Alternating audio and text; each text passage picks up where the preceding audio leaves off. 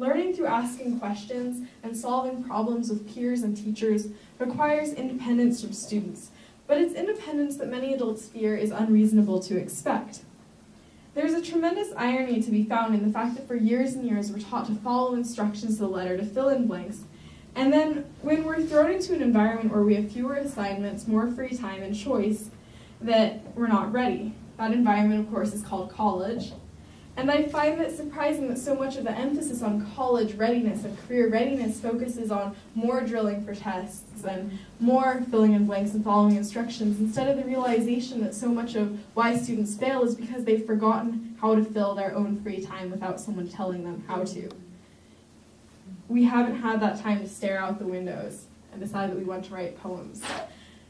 I found so much independence through my time in nature. Some of my best poems have been dreamt up on hikes through the woods when I got really sentimental about weeping willow trees.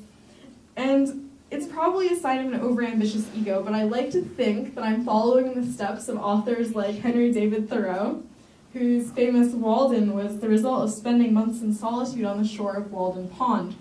People often question the realism of such independence, though. Can students really be trusted? And if you give students the chance to engage with nature, to truly observe and learn from their surroundings, won't they just slack off? Well, I know of a student whose schooling ended when he was 10.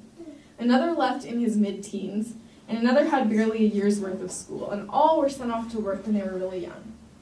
Do you feel sorry for these kids and wish that they had had a chance to have more education and, all the rest? Would you say you feel sorry for them?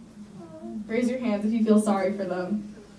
Okay, so they were sent off to work. Their schooling ended. One of them had schooling end when he was 10. Do you feel sorry for this kid? Okay, I'm seeing some nods, some hands. Well, their names are Benjamin Franklin, George Bernard Shaw, and Abraham Lincoln, respectively. I know that they may be from another time, but my point in bringing up their stories is to say that independence is not something that necessarily has to be taught to students. It's something that we should never lose.